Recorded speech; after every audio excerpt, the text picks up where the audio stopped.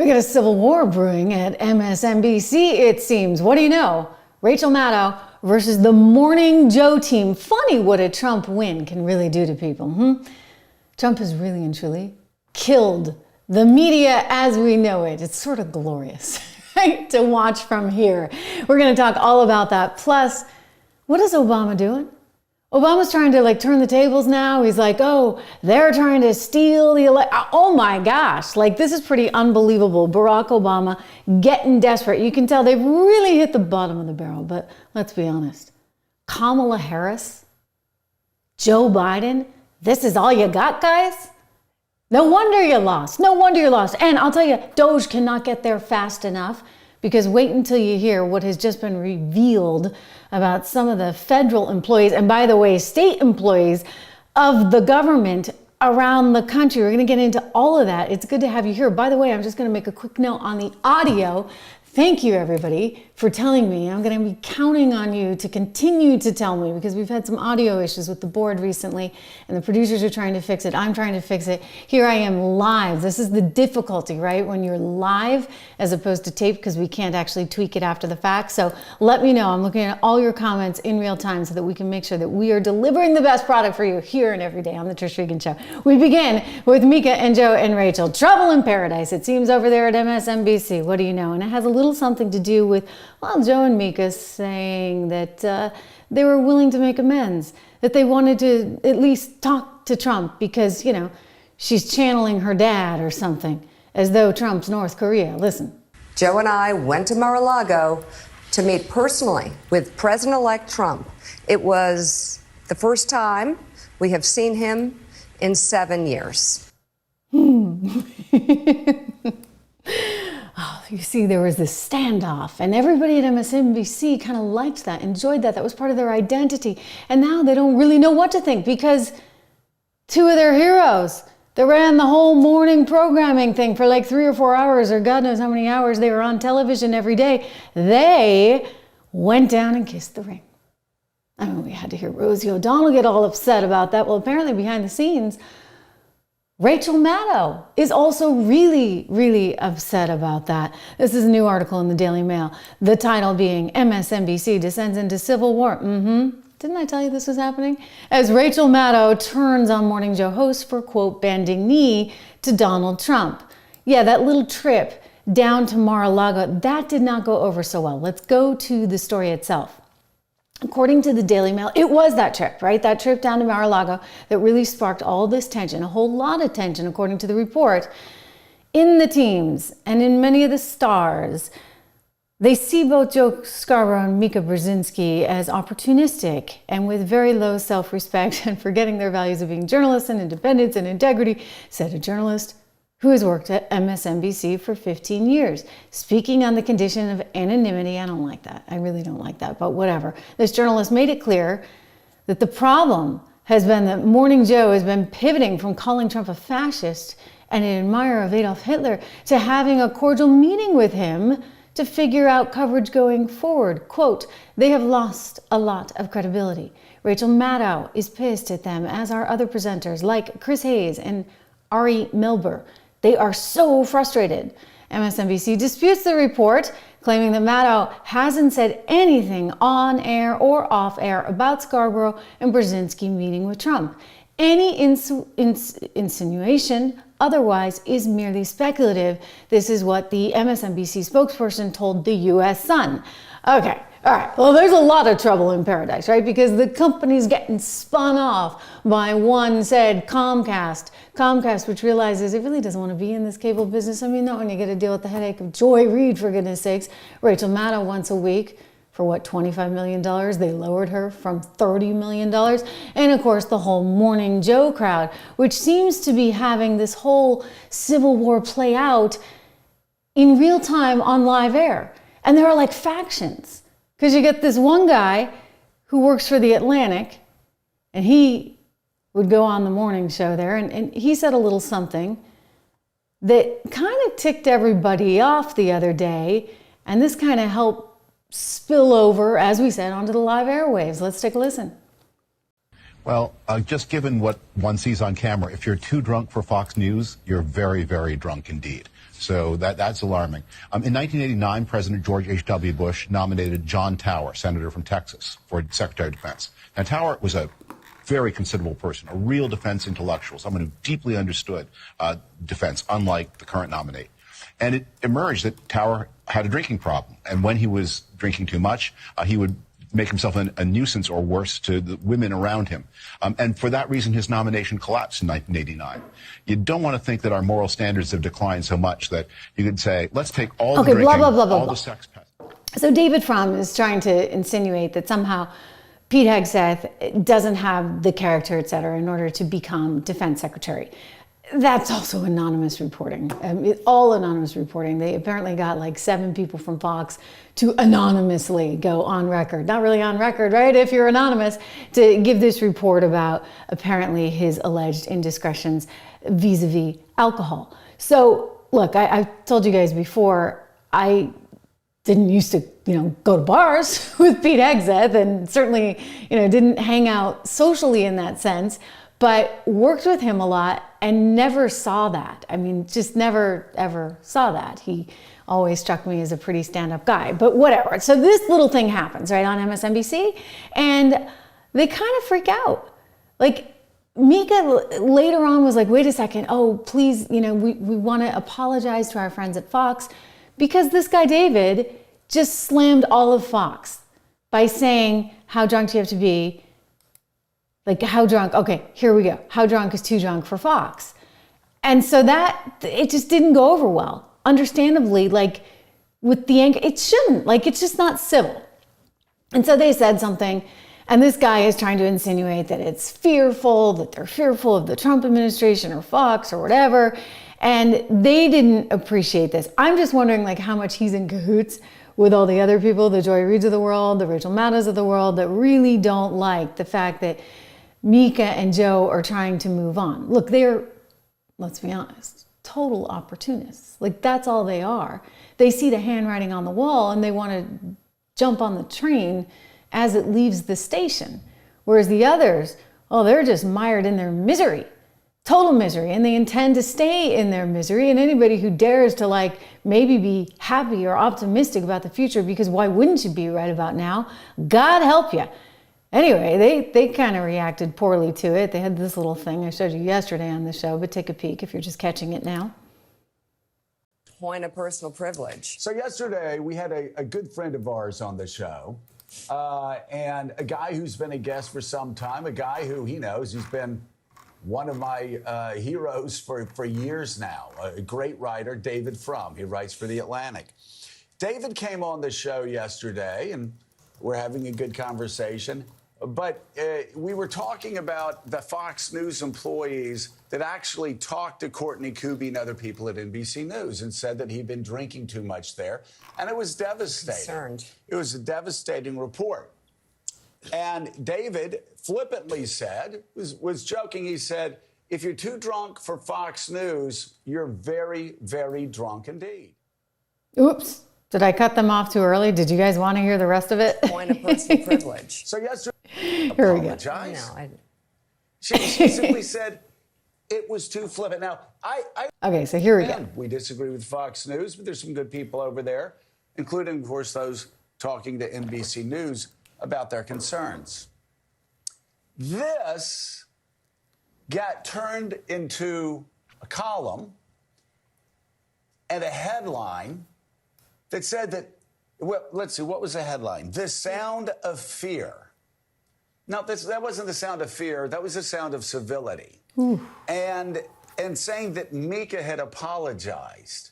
Mika didn't apologize. No, She simply said it was too flippant. Now, And you know what? Like, this is a weird world where I'm like, look, they did the right thing. Like, Mika and Joe did the right thing. It was too flippant. And it's wrong to, like, label an entire organization as a bunch of drunks just because you don't like what side of the aisle they're on. For goodness sakes, let's be civil.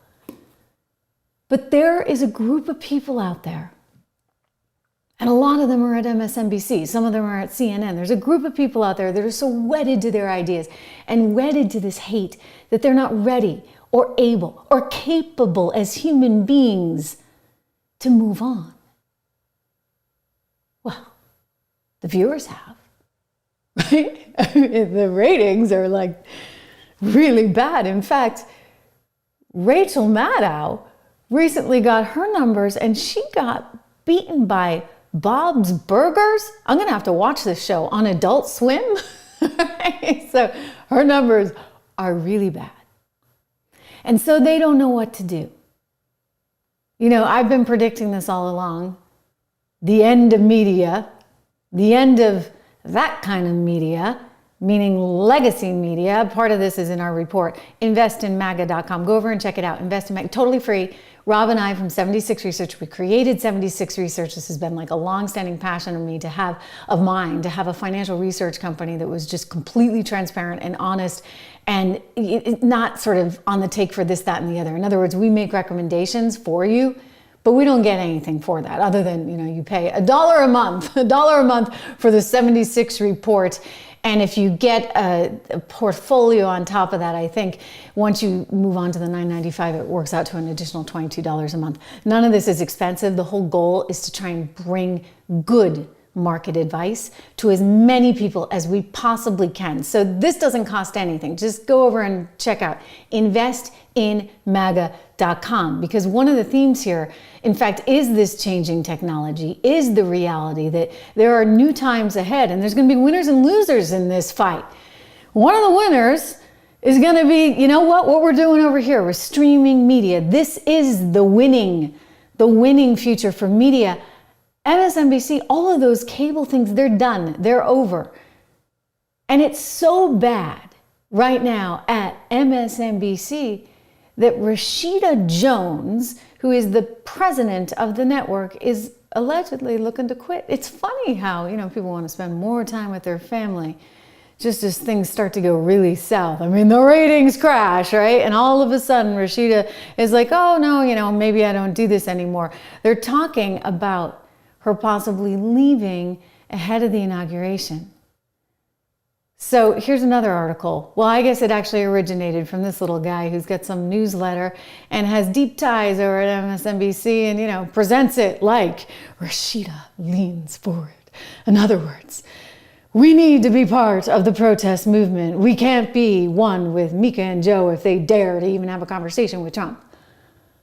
Because we want to live in this land and this world where we just close our ears to everything.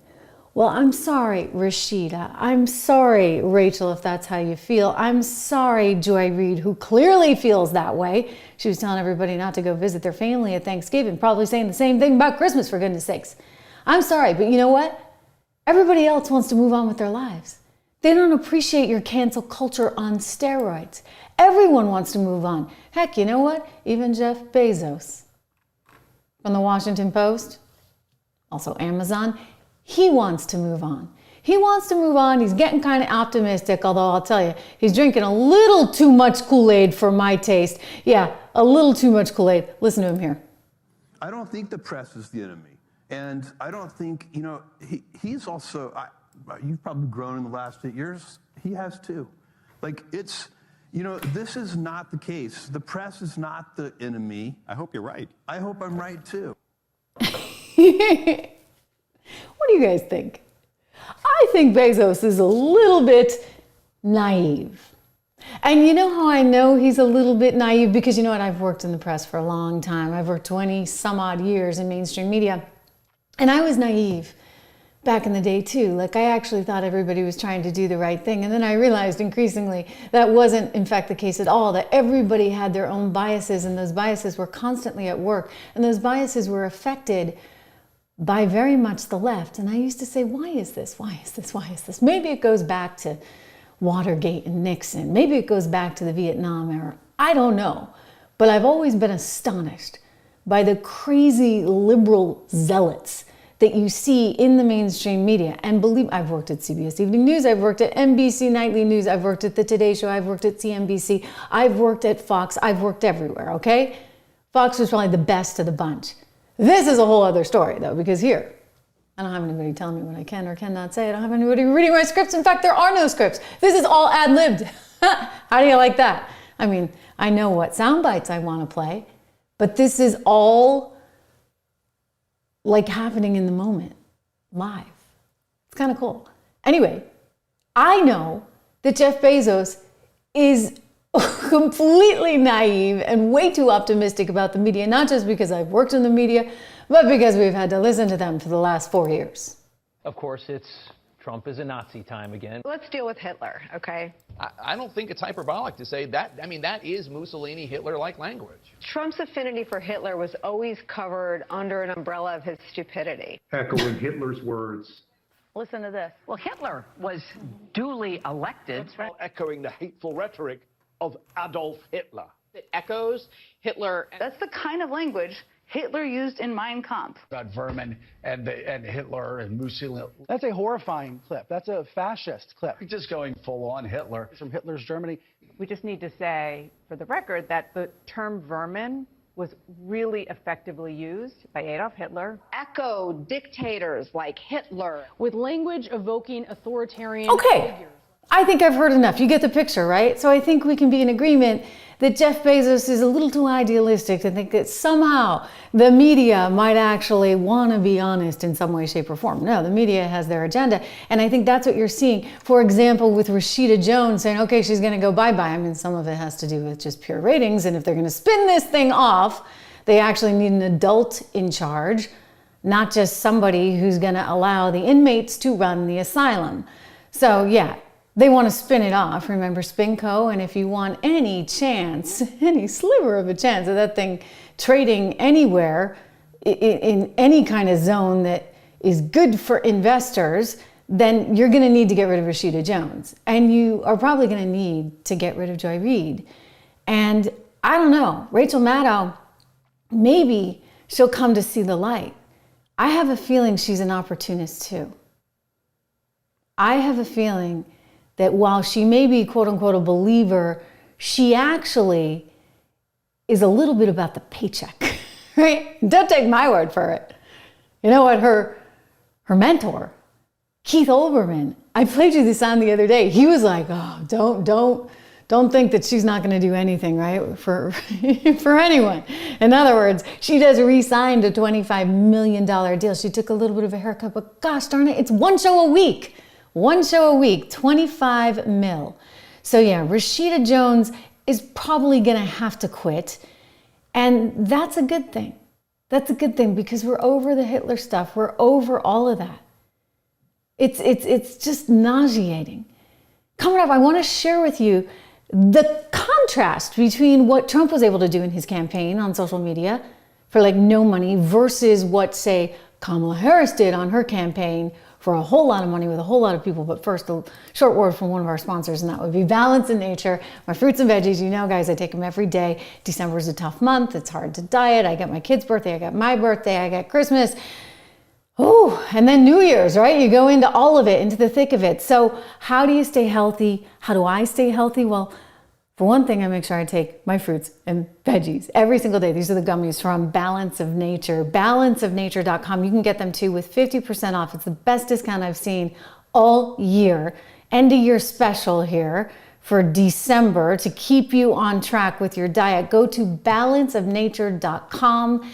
It's code word Trish. My name, my first name, code word Trish for 50% off and free shipping. So really, really great stuff. But I'll tell you, you know, this team here that we're looking at on the Kamala Harris side, they clearly, you know, had never run a business. These are government people, right?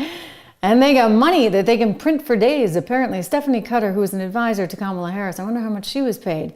She said, you know, it was just sort of shocking how Trump was able to explode on social media in ways that you just didn't see Kamala Harris able to do. But we have to pay attention to why people find that appealing. And his use of TikTok and specifically reaching those younger men, I can't tell you how many friends of mine or nieces and nephews would say to me, "Do you know I'm getting these things from Trump all the time on TikTok?" And they're not political people. They weren't signing up for that stuff, but Trump was reaching them. So there is a lot for us to learn in that. But I will also... Trump was reaching them. Imagine, Trump was reaching them. I mean, Kamala had all these people on her social media team. One of the team members put out this little tweet, how he was so proud about being at Kamala headquarters. And look at all those people. 1, 2, 3, 4, 5, 6, 7, 8, 9, 10, 11, 12, I don't know, 13 or so. Turns out those guys were actively working for Kamala while there were just 2 guys working for Donald Trump. At least on the TikTok side. These 2 guys ran the whole TikTok operation, and wow, something to show for it. I mean, look at this. This is the post-election campaign account performance. And they were reaching just millions of followers. It's just incredible. They had 1.4 billion views. I mean, that is amazing. Look at the McDonald's thing. 174 million views across 30,000 TikTok videos. The garbage truck content performance, 148 million views across 3,600 TikTok videos. I mean, I'm telling you, this was Trump, right? These were his ideas, but then he had a small team of people who understood how to run with it. But he got from the very beginning what he needed to do. And look, they couldn't compete with that. They just never could compete with that. He's so much more media savvy and has his finger on the pulse of what actually is going to resonate with people in a way that they just never had and never could have. And so now they're getting a little bit desperate. By the way, aren't you glad that she's not running your money, your taxpayer dollars? Considering how she ran that campaign and is now in debt, and they're asking for some kind of forensic accounting to come in and take a look at just exactly who got what and what went where. Meanwhile, Barack Obama is desperate. So desperate now that he's trying to turn the wheels and say that somehow Republicans are stealing elections. I mean, oh my gosh. Listen to this. This is un-American. I'm telling you, this guy doesn't have your best interest at heart. Not when he's spouting rhetoric like this right after the election was won fair and square by Donald Trump. There are going to be times, potentially, when one side tries to stack the deck and lock in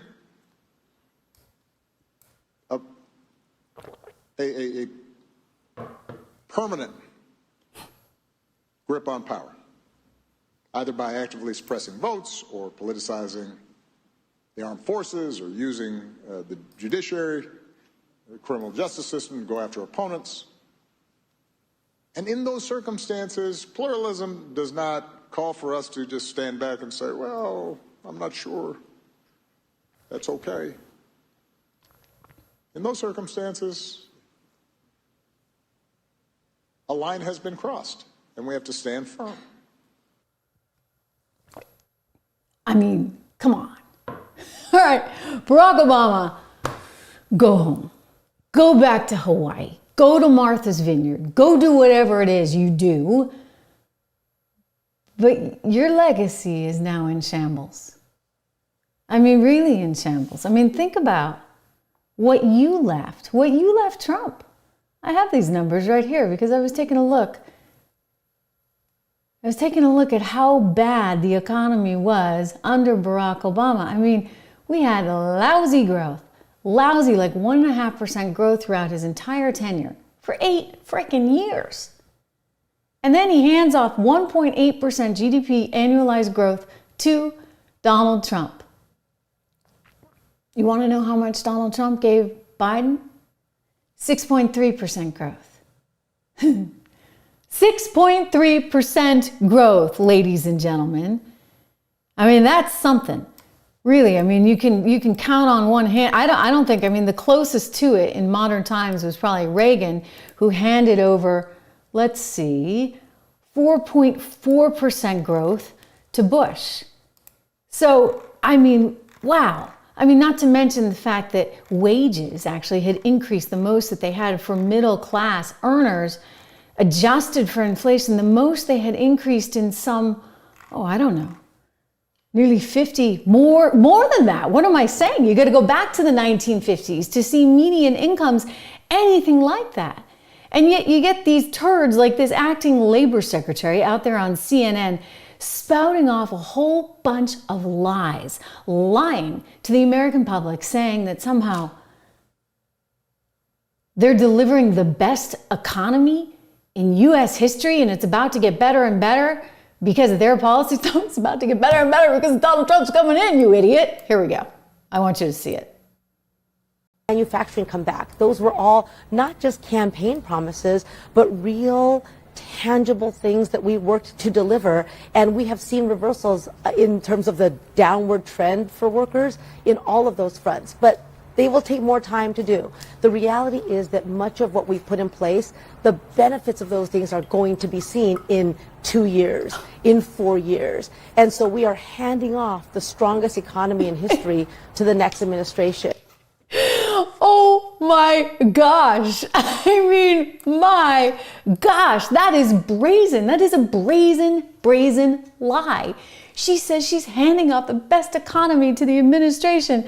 Let me just remind her, GDP is 2.8%.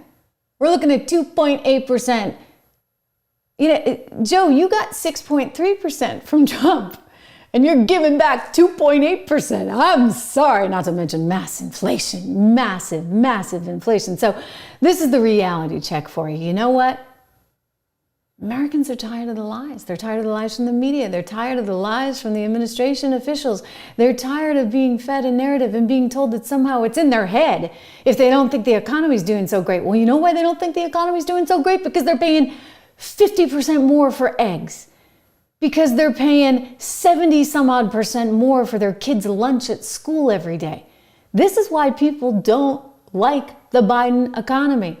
And then you got poor Biden out there. Holy moly. You see him? There he is. Yeah, that's just a picture of strength there. One Joe Biden looking like he belongs in a Christmas Carol. The ghosts of corruption, past, present, and future, says the New York Post. That's pretty funny. That is pretty funny. But they couldn't win with this guy. I mean, Obama can sit there and say whatever he wants, but the truth is they had no shot of winning with that guy. He's a bad candidate, for goodness sakes. Just look at him. And then when you hear him speak and when you see him falling asleep at all the various events, I'm sorry, it was over before it ever started. You know who else it was over with? Because you can't string a lousy sentence together. One said Kamala Harris. But you call Donald Trump. The significance you of that. Call Donald Trump. He's misguided. You say now he's unstable. He is unstable, Brett. He's not well. You say he's mentally not stable. He's not stable. Let me ask you this. You told many interviewers that Joe Biden was on his game, that ran around circles on his staff. When did you first notice that President Biden's mental faculties appeared diminished? Joe Biden, I have watched from the Oval Office to the Situation Room, and he has the judgment and the experience to do exactly what he has done in making very important decisions on behalf of the American people. There were no concerns raised? Brett, Joe Biden is not on the ballot. I understand. And Donald Trump but is. you talked about it. And Donald Trump After George Clooney said within a few minutes of talking to President Biden at a fundraiser that he thought this was not the same Joe Biden that we saw on the debate stage. Donald Trump is on the ballot. I understand. So Kamala Harris couldn't do an interview. That was like the only real interview that she did. Every other interview was effectively staged. I mean, some of them were even paid for, like bought and paid for, like Rev Sharpton, right? How did Rashida Jones, the president of MSNBC, allow that one? A news organization having a commentator interview a candidate for the presidency of the United States and yet somehow pockets $500,000 for his organization, according to reports days prior? Yeah, a woman ought to quit before she gets fired, shall we say. I mean, it's the only thing that you can do under the circumstances. But Kamala couldn't run a campaign. And she had a bunch of yes people all around her, I think, who were on the take. Remember the $100,000 that they had to spend to remake Alex Cooper's studio for Call Her Daddy or Call Me Daddy or whatever that podcast is named? I don't listen to it. They went on that show with Kamala, but she didn't want to travel to LA to sit down in the actual studio, so they spent $100,000 to remake the studio. And even the podcast host herself is like, that's not true. There's no way my studio costs $100,000. I have a lovely studio in LA. No way does it cost $100,000 to build this. This just came out. Listen. There's a little bit of controversy about that podcast because you did it. Do you know about this? No, what? Because in D.C., this interview happened in D.C. Yeah. In a hotel. Yeah. Not in a hotel. It was like a random house. It was like random house. But apparently, you can tell me, they spent, meaning the Harris campaign spent like $100,000. I did see that. You know about this? It's hilarious. To build the studio. Yeah, that's not true. Not true. To make it look like it was the studio that you used in L.A. My studio that is gorgeous in Los Angeles doesn't even cost six figures. So I don't know how cardboard walls could cost six figures, but. But do you think they did that? I mean, you saw it. Absolutely not. With love to them. Oh my God, it was gorgeous, but like, it wasn't that nice. It wasn't like gorgeous marble. Like, no, that was not six figures. So, were people taking a little on the side all along the way? I mean, that's a question that needs to come up. And once again, be thankful that she's not running your federal government. Because if she were, we'd really have problems. I'm telling you, DOGE can't get there soon enough. There's some new reports that have been coming out about the federal government, and about some state lawmakers as well, that should make everybody a little bit uncomfortable. They're kind of funny. They're kind of off color. So I'm just going to let Jesse Waters say it. The only federal workers showing up to the office are having sex with each other. If you caught the show yesterday, we reported a Breitbart exclusive, a major scandal rocking the VA. Our report stated there was a 12-person orgy, but we have to issue a correction. It wasn't a 12-person orgy. It was 15. We apologize to the 3 we left out. And they've all resigned, but don't worry, they get to keep their pensions. Employees to have sex with each other at work? Absolutely not.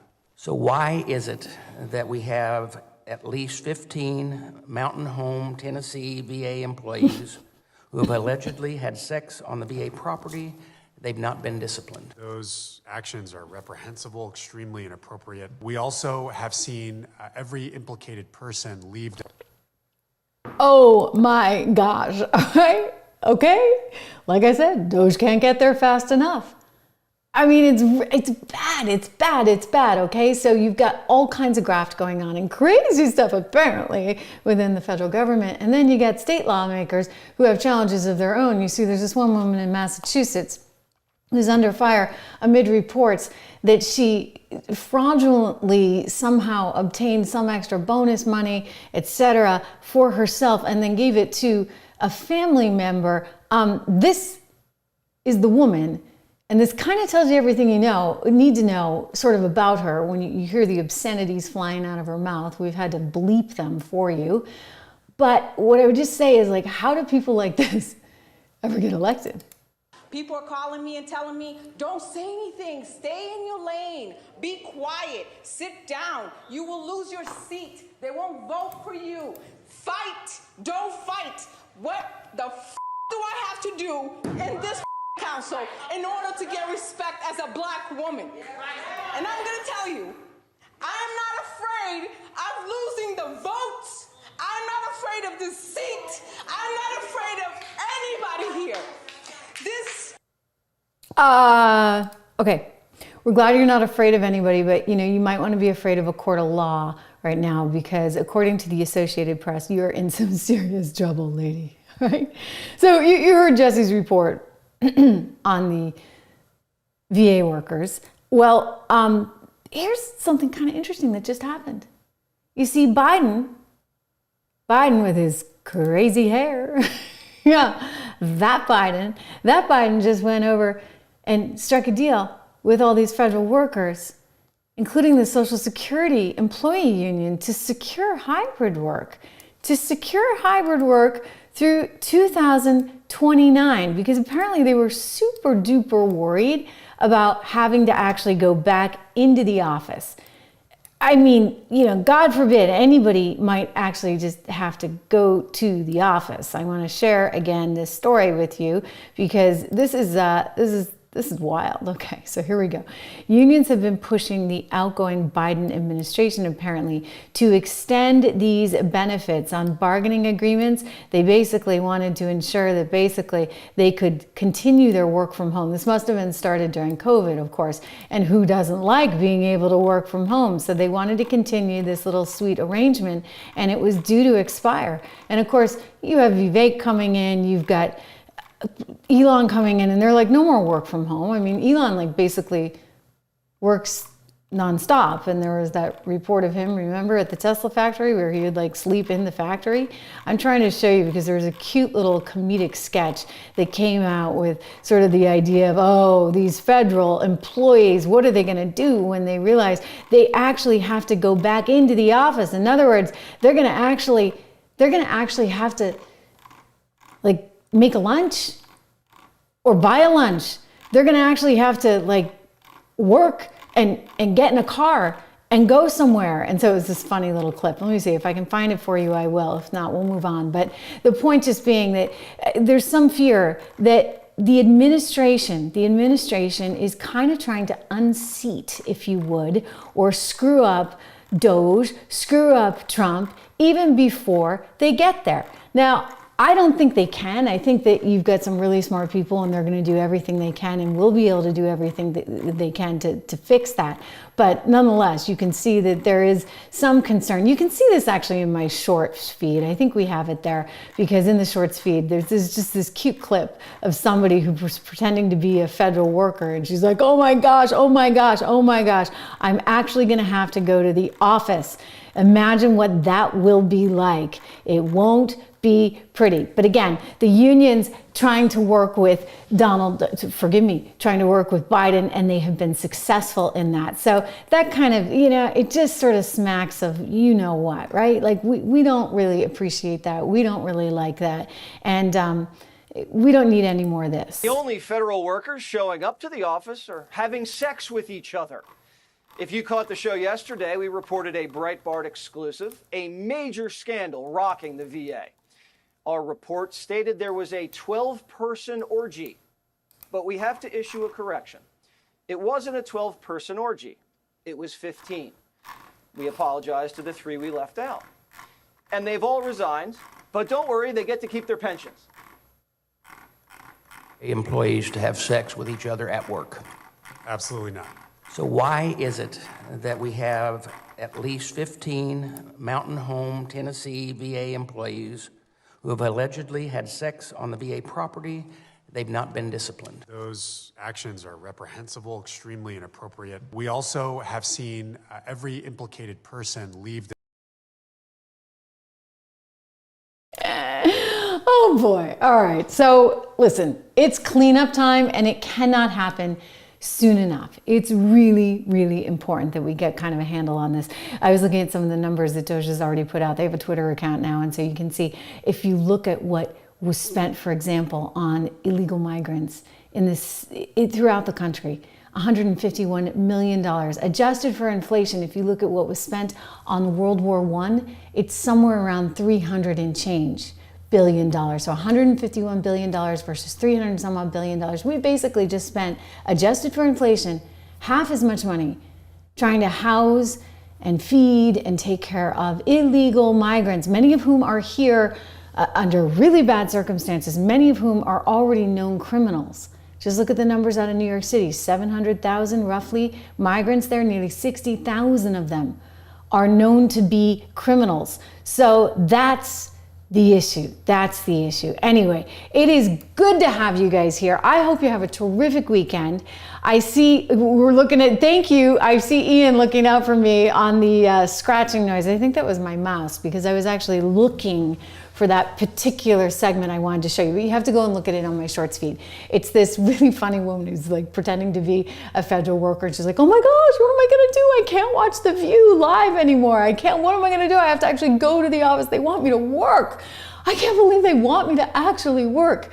So some of them won't have to, right? They got that little deal. Here's another study that just came out. 6%, can you believe this? Only 6% of federal workers actually go to the office every day. I mean, good work if you can get it, right guys? Right guys? Thanks TC, have a great weekend. Daniel, thank you as well. It is something else. It's all gonna change and I can't wait. Be here, make sure you subscribe, share, like. I'll see you on Monday.